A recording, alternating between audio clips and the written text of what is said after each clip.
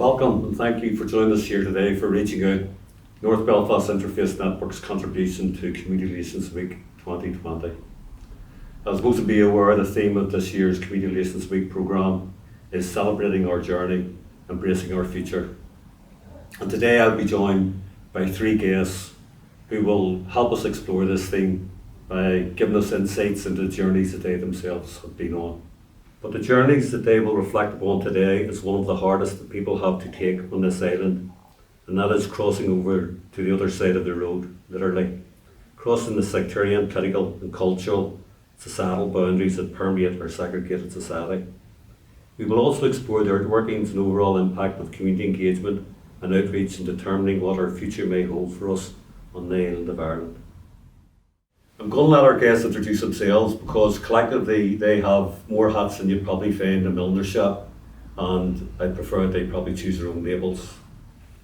The first guest I'm going to introduce today is someone I've had the privilege of working with for over 10 years, and that is Claire Hackett. Claire, welcome. I wonder, would you maybe start us all off by telling us something about yourself? Yeah, thanks for asking me, Rob. It's good to be here. So I grew up in a rural community in County Tyrone 60 years ago. I'm 61, and I came to Belfast probably in 1978 to go to university, and I suppose that's the time I would have formed my political beliefs around that time, which I suppose I could summarise as being, feminist and socialist and Republican. And I also came out in my 20s as lesbian, and I became part of the gay community at that time, which would have brought together people from very different backgrounds. And in fact, my first girlfriend came from a very strong unionist background, and we had many clashes. I remember we nearly broke up, I think, whenever she came and told me one time that she was going to join the RUC, and I thought, oh my God, can we cope with this? But she was only winding me up, actually, so we lasted a bit longer.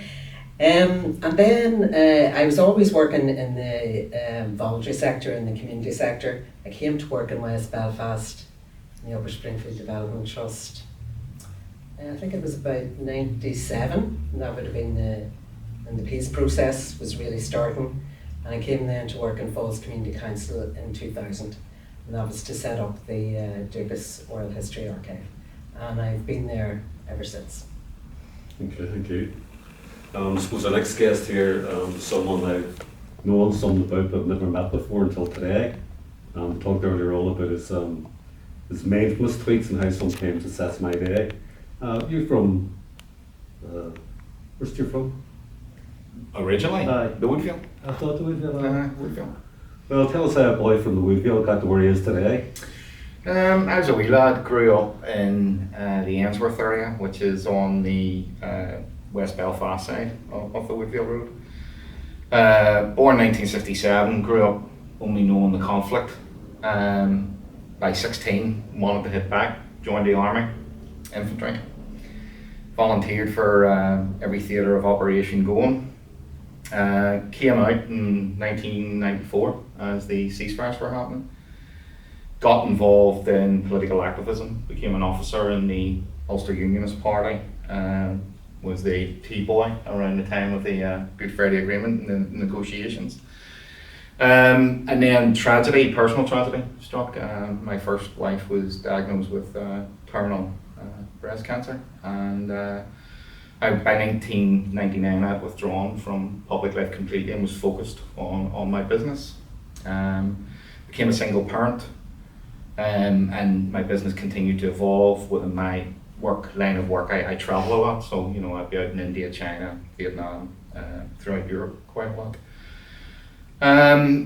Again, circumstances, 2011 I found myself back home more, and obviously 2012 that led into the flag protests, where I felt people were not representative of my politic and my viewpoint and my experience, my lived experience.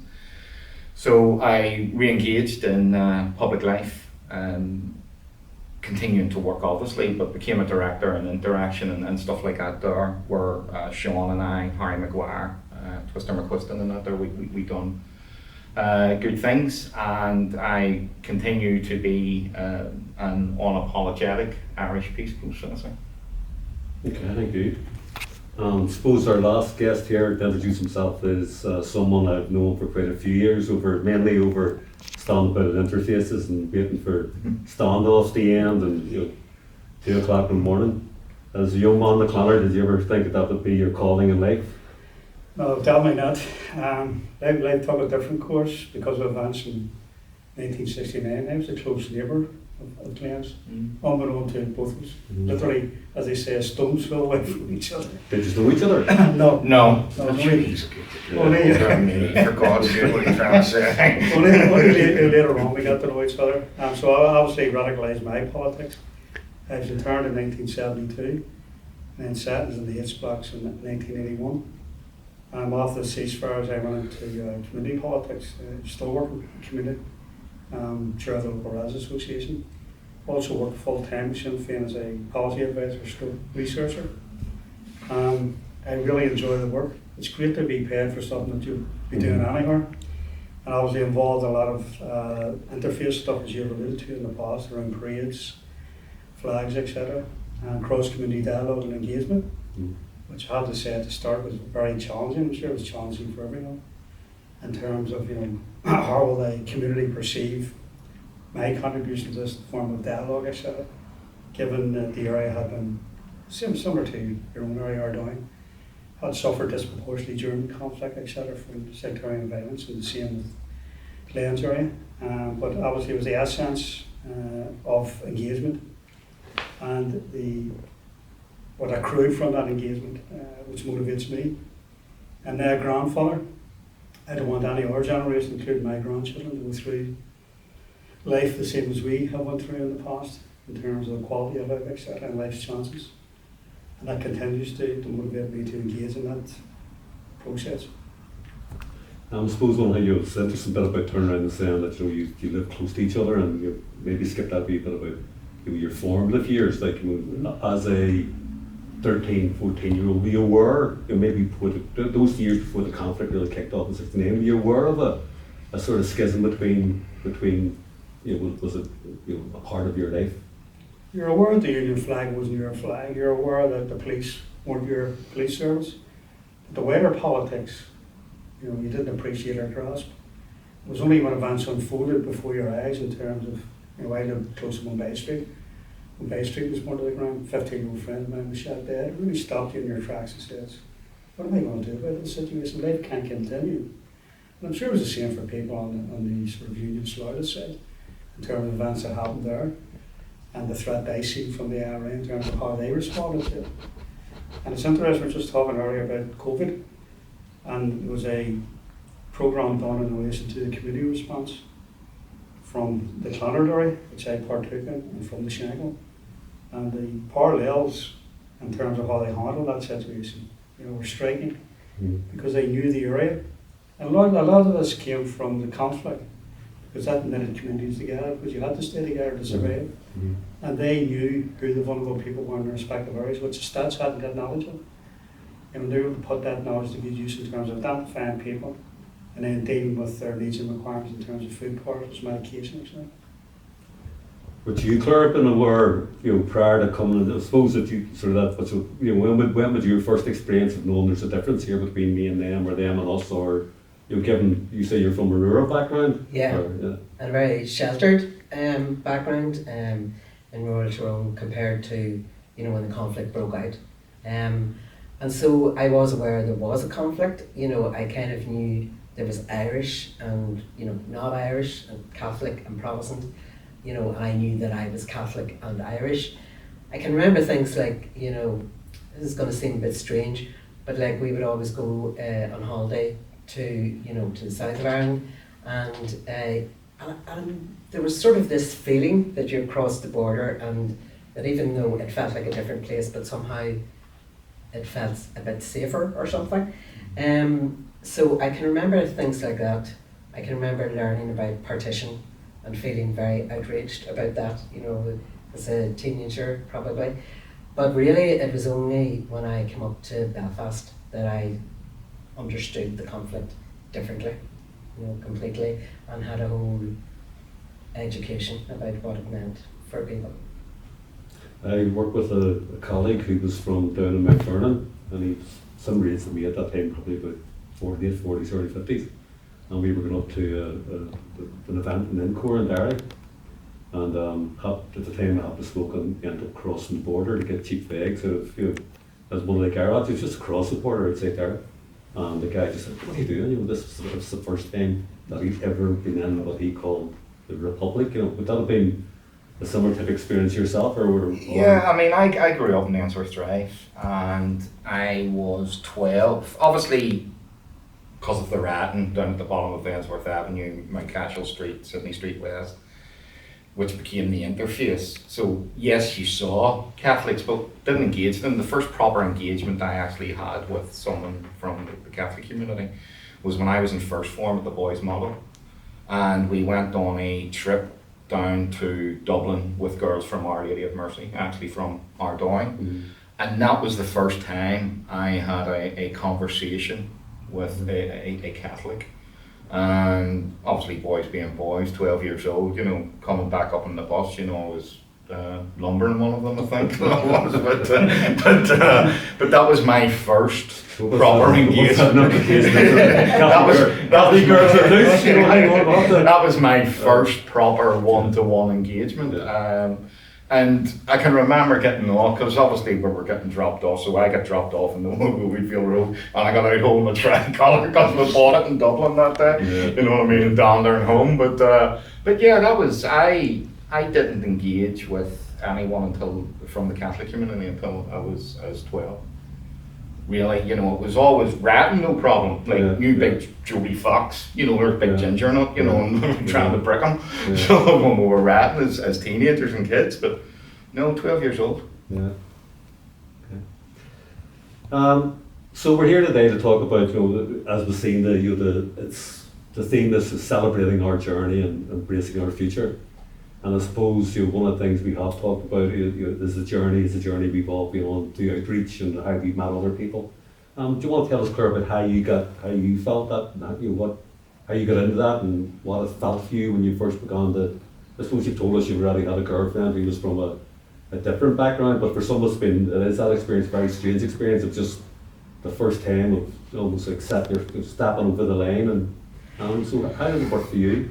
Yes, I can remember that. I mean, I suppose in some ways the gay community was a bit different in that sense. Do you know what I mean? You had the possibility of meeting people. Although, mind you, there was Glenn, met someone who was 14. I think I was, 21 or 22, before I met my first girlfriend. I suppose I was just trying to explain that actually, even though, we kind of were attracted to each other and, and became girlfriends, that then we realised the political differences between us, and those did become a point of contention. She was more appalled at me, I think, really, than I was at her, because at that stage I was starting to go to marches and for political status for prisoners and all of that. So I did have that sense of meeting people from different backgrounds and different political backgrounds from my 20s onwards. Having said that, in some ways we kind of buried those political differences in lots of ways as well as a gay community, so I don't know how much actual sort of conversation and engagement there was about our differences. So for me, it was really whenever I came to work at Falls Community Council, set up the Oral History Archive, which was about the experience of the conflict, and it was kind of around, the experience of the conflict in nationalist West Belfast. Mm-hmm. But always Falls Community Council had this sense that they wanted to, reach beyond that as well, to find out about other experiences of the conflict. And I suppose doing that work, I just realised, I was just so constantly aware of my understanding expanding with every interview that I did. Mm-hmm. And that's because, and I'm thinking we're getting this right now. We know each other, but we're finding out things about each other's backgrounds. And so you just find out about the complexity of history as well. Mm-hmm. And then I can remember one of the interviews I first did with an ex-British soldier, which was very early in the days of Dukas, and I was with a guy called Bob Harker. Don't know if Glenn, you know of him at all. And I just remember this feeling of like, I went into that interview and I suppose at that time I thought of British soldiers and the British Army as one big thing, right? Yeah. Where, and I didn't distinguish anything, within that. And but when I came to do the interview with Bob, I just started to get this sense of all these class differences, within the British Army, all the differences and conflicts actually between different regiments, and the sense that some regiments were more snobby than others, if I can put it that way. So anyway, I just got this whole unpacking of what the British Army was. And another time I experienced that actually was interviewing, Des Wilson, Father Des Wilson, who died recently, but he was a priest, very active, in the Ballymurphy community. But I remember when he started talking to me about, when I interviewed him, and he started talking about the Catholic Church as an employer, and he was kind of agitating for, if I can put it this way, the rights of priests, right? Within that, and I just sort of thought, oh, but to me the Catholic Church and priests were all one thing, and I had been brought up as a Catholic, but to me, priests, bishops, monsignors, they were all kind of priests really, and they certainly didn't have conflict within each other, So that's what the oral history work taught me. And then after about 7 years of doing that work, and the Dukas Archive is still working it, it's still my first love in Falls Community Council, the work I feel most passionate about.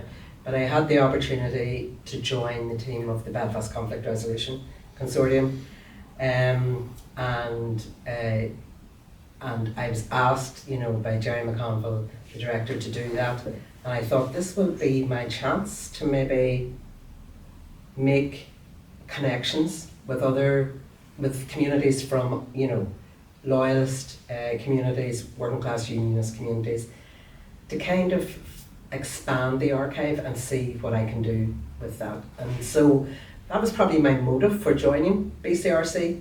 But then I learned so much. I did make those connections that I was able then to bring back into the work, the oral history work. But I just learned so much from BCRC as well. And I'll talk more about that, but one of the things that I learned most, and this was at the very start of it, was I suppose this idea that you didn't have to leave your politics behind whenever you were doing this kind of work. That actually it was important to bring your politics in, to be upfront with your politics, and also that you didn't need a mediator for this kind of work. That in a sense, having Republican politics, loyalist politics, whatever it was, or backgrounds, wasn't the problem. Do you know what I mean? For us to be kind of solved and make that politics go away. It was important for us all to be in the room, bring those politics with us, and then kind of like, in a sense, mediate those conversations and relationships ourselves. And I remember then a friend of mine from the States, Leah Wing, he used to work and still does work, I think, on mediation, right? And she said to me, there's this thing in mediation theory, which is, first parties, which are the conflicting parties, need a third party to mediate them. And she said, these are first parties as third parties. These are both. So that's the way I thought about BCRC. Yeah.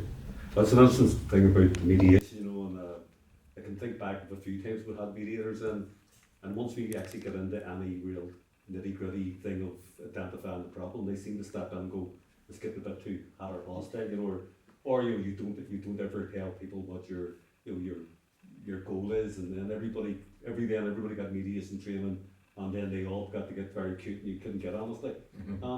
Would that have been experiences of your own, like, but you're coming through, let's say, probably for us, in dealing with interfaces, we've had to deal with the protagonists, if you like, and quite often without mediation. And just what would be, and what you gain, what your experience of dealing with that type of intervention or engagement in a way that isn't sort of necessarily that's our stories, but it's dealing with the grittier end of probably what. Well, we went through different processes because they try to do it by third party. You know, we'll send somebody into the room to engage with you, then they'll go away and engage with us. We were saying, that's a nonsense. Let's sit down face to face. We come from different backgrounds, we've different lived experiences, but we also a lot in common in terms of class politics, coming from, you know, working class areas with high levels of deprivation, etc. And I think you had to prove to people from the respective communities the consequences of dialogue, because it wasn't just dialogue for the sake of dialogue. That if we could deal with quality of life issues for working class communities in terms of lowering the temperature, especially around the marching season, if we get a sort of agreed values and protocols in terms of how to deal with situations. In Springfield Road, for example, we had a flags protocol. There are no flags on the Springfield Road, rather said. You know, so that the community could see the essence and the consequences of that dialogue. That was fruitful, and it did improve their quality of life, especially around the marching season. So that legitimized to a certain extent that process of dialogue, because there had been no consequences of it. And saying, why are you sitting down talking to each other? Because nothing's changed in relation to it. So I think it's important you had tangible gains. And the same for the Braden issues, as you're aware yourself, Rob. You know, the need for to get involved in dialogue with people from the opposing side. You don't necessarily have to agree with their narrative. You have to understand their narrative. And that's one of the things I learned in South Africa. I was asked in 2003 to go over to South Africa by the Praise Commission, and they sent a number of protest groups over, a number from the Loyal Orders, etc. Brian Canamy was there, for example. And Brian Curran from South Africa, human rights lawyer, he convened the meetings. I learned a hell of a lot from Brian, because he says you have to go on beyond dialogue. If you're in problem-solving mode, you have to try and understand the other person's position. How do you narrow the gap between both sides? How do you respond to their needs? Because each side has needs and they go into a negotiation. So you have to go further than just protect your own narrative, your own side, or your own demands, or your own needs. How do you try and advance their needs at the same time? And I took an awful lot from that in terms of formulating suggestions, ideas, proposals that would represent a win-win scenario for both sides. But both sides could walk away from any negotiation or engagement with their integrity intact, and they could sell it. But that needed people who could sell that on the respective sides, because we attempted that in the early stages and people had sat down and agreed to it but couldn't sell it to respective communities. Yeah. You know, so it taught me a moral lesson in terms of you need the right people at the table who, if they agreed, can deliver it, and these are people with integrity, etc. So it was a massive learning process through engagement, but also the consequences of engagement and the need for problem solving. Glenn, you sort of stated earlier on that you just trying to figure out why once you got in this type of worker engagement, and one thing you said earlier on that there were your experiences in the army, but you said that people politics that you've been involved in didn't reflect you, or what? Do you want to expand that a wee bit? Or? Well, basically, I signed up for the Good Friday Agreement. I am unapologetic about that, and I am pro the Belfast Agreement and its outworkings. You know, if we look at a lot of things that are happening now, it could have all been resolved had the Bill of Rights promised in the GFA come to fruition. But what I meant was, like I was talking about the time of the flag protests, you know, and I can remember coming out of work and there was a certain young man and a group of people with him, and they were putting the Union flag upside down on a lamppost, you know, and I have buried friends under that flag who have died in operations, and I just found the whole thing totally insulting. That's what I meant earlier. And that got me to re-engage in public life, and I became a director in Interaction, where along with Sean and others we did good work up on what would be my old patch there, the peace line with Ainsworth and so on. But what I just see engagement with the likes of Sean as an evolution out of the process that we're engaged in. You know, you cannot say I'm pro the Good Friday Agreement, but I don't want to talk to so-and-so, or I'm not going to go into a room with so-and-so. It's just an outworking of that process that whereby you are living in demonstrable action, peace, and you are leading your family, your community, by demonstrating that you can and will outwork the problems. You know, Sean's politics is different to mine, but it doesn't stop the two of us getting into a room, and because of our shared humanity and the shared experience that we had growing up in a poverty-stricken area, of trying to do the best for that area. And that to me is the outworking of the Good Friday Agreement. It's just natural evolution. Yeah, some interesting stuff there, you know, and I think there's a number of things that come up, and one is, you know, obviously engagement work has an impact on us all, and we become more enlightened and we become more aware. You know, it's about how we proceed, and sometimes I've always thought this is almost like a trickle-down trust thing, you know, but how long does trickle-down trust last, you know? And one of the things that we've talked about is this thing about, you know, embracing our future.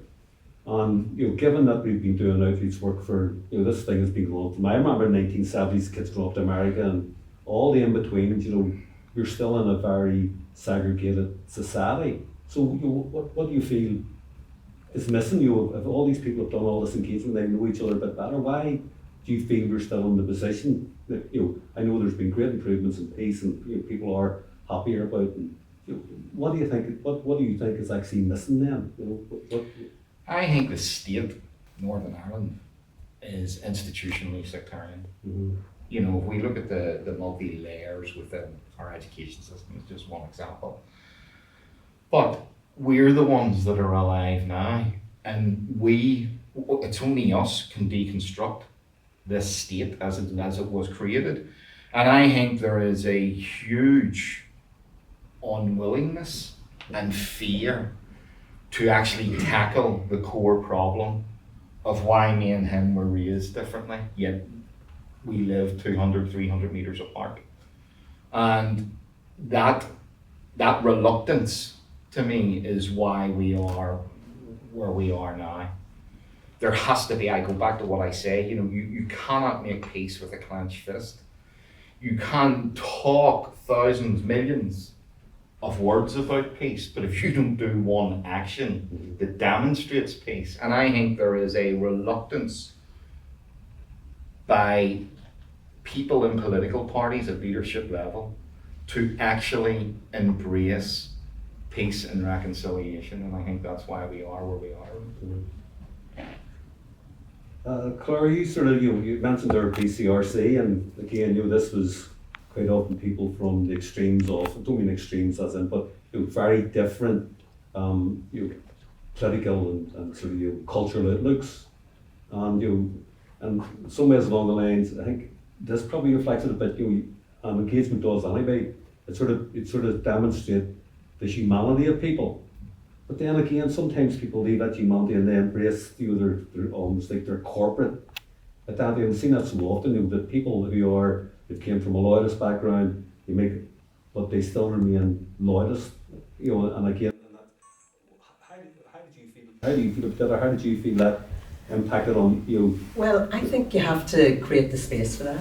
Do you know what I mean? You have to create the space for the dialogue, the understanding each other's positions, but also to have political beliefs and aspirations and future. And I suppose, I mean, in terms of your question about, you know, why are we still doing this and all of the rest of it, I mean, I do think this work is generational work.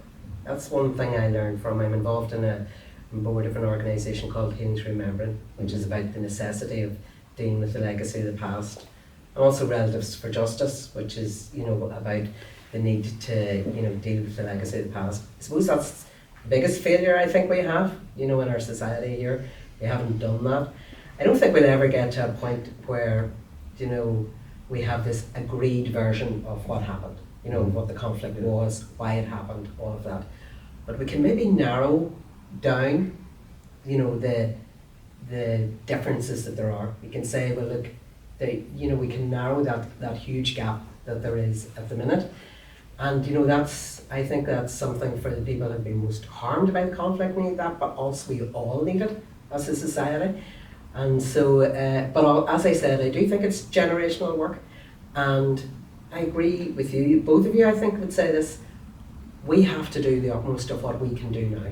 I mean, so that's why I'm doing the work. And I think, you know, whenever I was you know, a young woman in my 20s, I probably thought that what mattered most was institutional change, structural change, political change. I actually would hold the absolute central importance of those things. But what I've come to realise as well is that people matter too, that people, individuals can make change, especially whenever that context is right. You know, for the institutional change is happening, the structural change is happening, then the right people, do you know what I mean, making connections and making differences really does make a difference. And one of the things I wondered, is it okay to ask a question as well? Like, I sometimes find myself, as a result of, you know, the engagement that I've done over the years through the oral history work and BCRC and the dealing with the legacy of the past stuff, because I have expanded in my understanding of different political perspectives and why people have them, I sometimes find myself, you know, with my partner Geraldine, right? And we're sitting watching the TV, and during the marching season, or you know, whenever poppies start to be worn, you know, on the television, and she's ranting at the TV, and I asked her permission to say this beforehand, and I find myself explaining things to her. Do you know what I mean? And I'm not trying to kind of like, you know, change her political view or, you know, stop her even being outraged or anything like that. But I am trying to say, well, look, here's some of the reasons. So I find myself trying to explain a political position that isn't actually mine. Yeah. And I do that to, not just to Geraldine, but, you know, to a whole range of people. And I remember one time asking, you know, one of my colleagues in BCRC, and we were having this kind of whole conversation about a contentious march and contentious band, you know, and I was saying, you know, Mark, I do this, you know, I find myself explaining, and I hope you find yourself explaining, you know, my view. So, and he said he did. Well, you know, that's one of the points that I want to talk about. It's this thing in the way about leadership and how, you know, sometimes everybody expects outreach to be across the divide, and was a big part of it. But then there's also this thing about how do we bring back what we learned into communities that, you know, for example, I was doing a meeting yesterday, and someone brought up the protest to Crumlin Road, and John Frugan being told to leave, and it began a bit of debate. But the language was used, like, you know, he was actually told the F off, and all this, but them words weren't actually used. And I found myself having to explain some of what did take place. And again, it does get this thing where you almost become, some people can look at you as almost like an apologist for the other, because you know a wee bit more. We have a luxury at the end of places that most people don't go. You know, I live in Ardoyne. Majority of people in Ardoyne don't venture into Woodvale, aren't on the Shankill Road all the time, and you know, I've had that luxury. So how do you think, Sean, about are we done enough to bring this back into the learns that we've had back into our own communities, never mind engaging across interfaces? You know, how do we do that internal? You know? I think we're showing the right example in relation to engaging those processes of dialogue. But there's more work needs to be done, and it's generational. A lot of young people don't engage. You know, we go to a separate school system.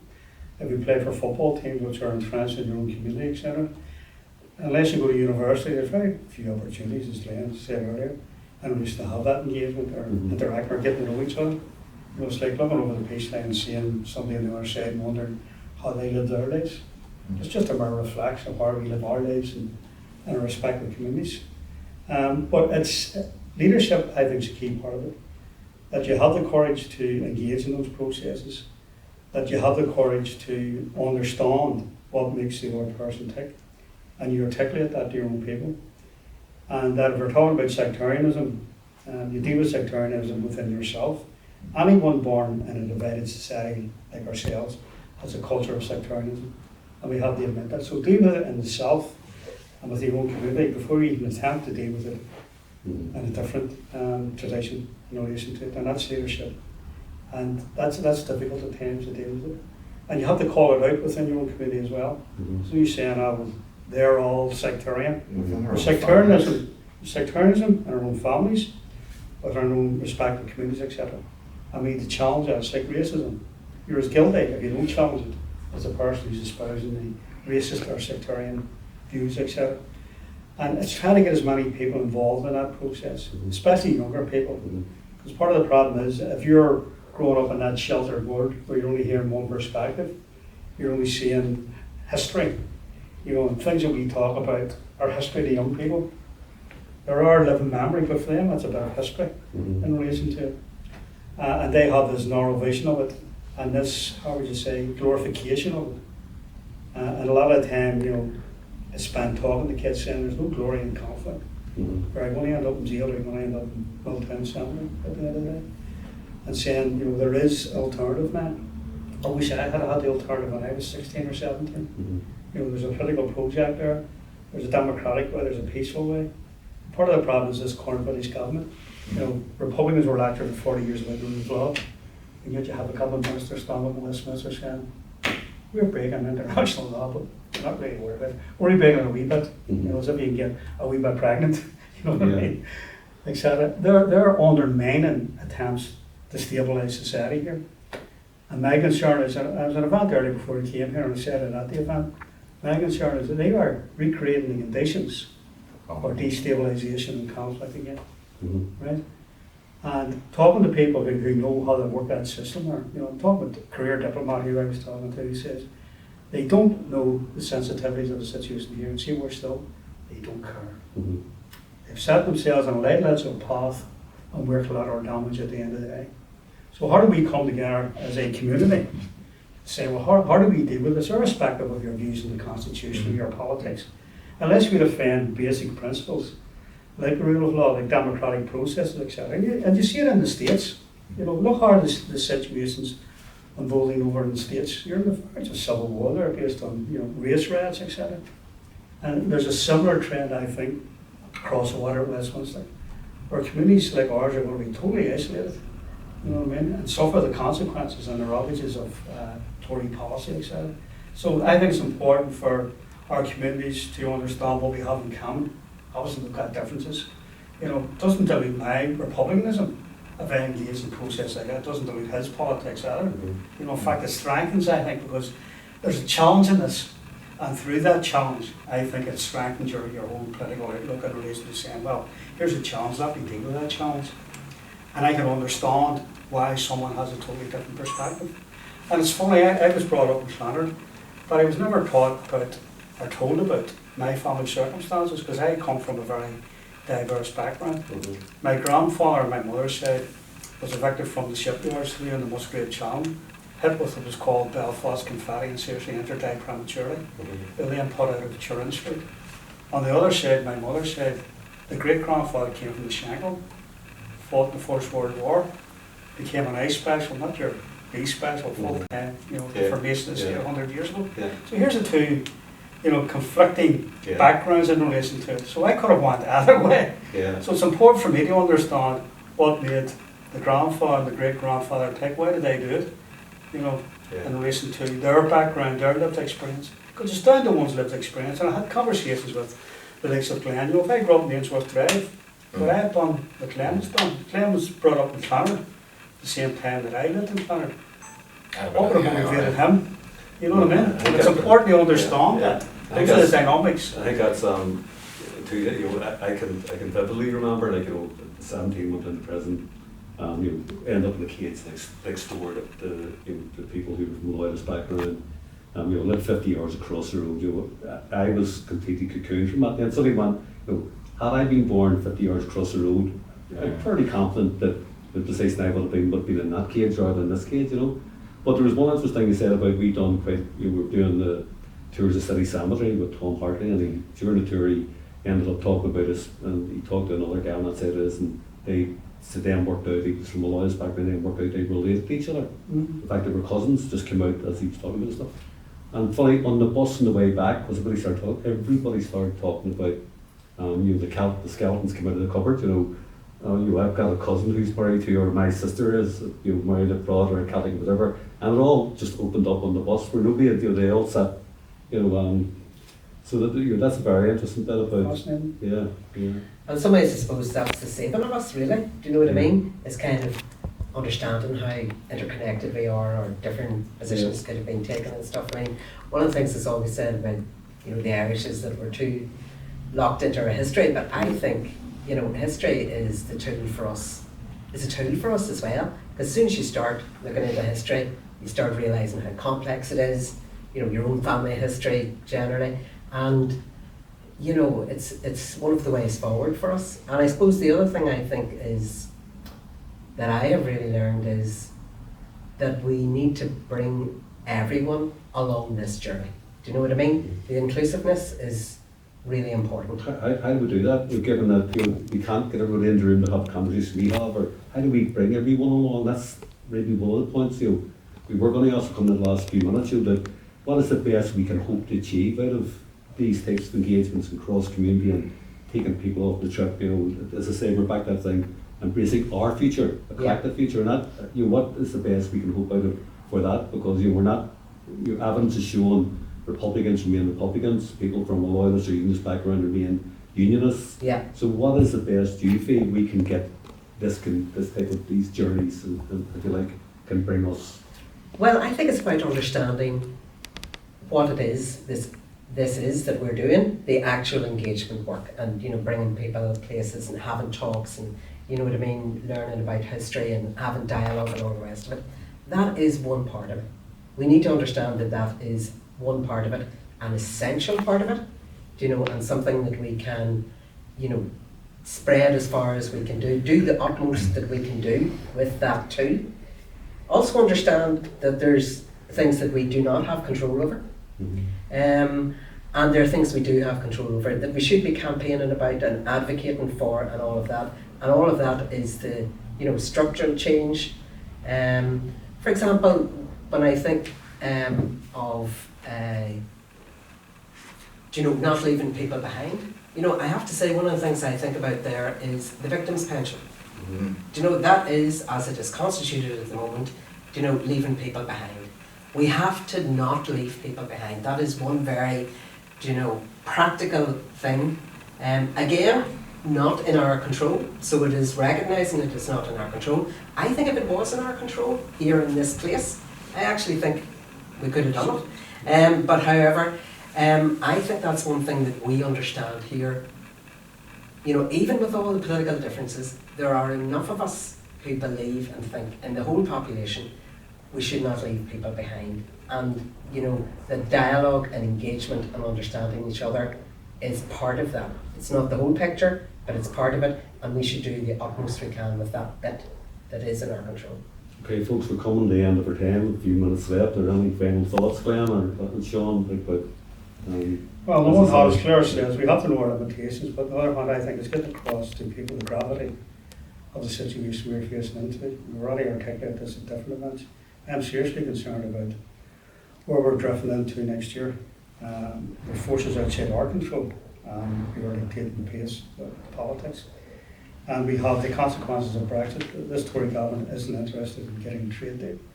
And what are the economic, social, political consequences of that for next year?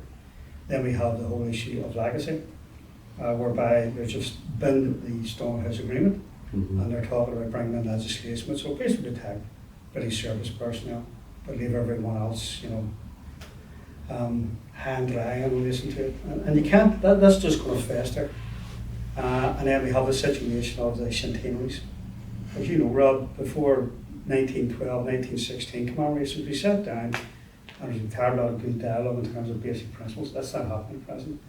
This British government, I think, are intent on pushing the whole centenary thing. I think they woke up to the fact that they're going to lose Scotland, and they may use this centenary celebration to, articulate the good things about the Union, etc. And see if they do this in a ham-fisted way, and you have a convergence of these three forces here and these issues. I think it's a very difficult scenario.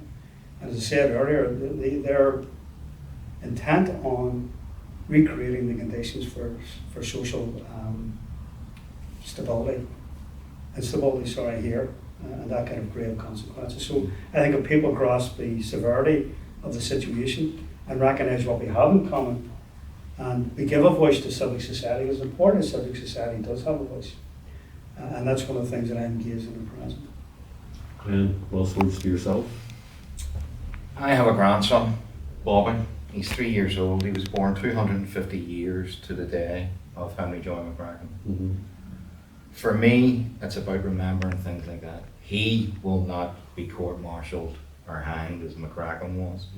anything I do is about creating interdependence within our society and leading by example, i.e. I walk peace, I exemplify peace.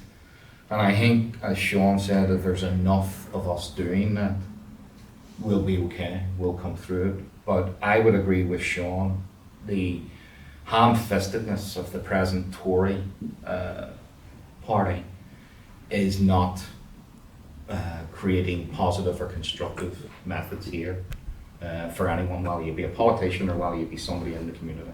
Mhm. It is destined, no, destined is not the right word, they are orchestrating to lessen the quality of life of everyone here.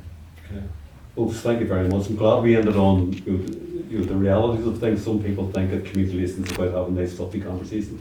There are some serious issues there, and I'm glad that we actually get into that and dealt with. So thank you all very much. Appreciate your being here today. Thanks for the invite. Thanks for the invite.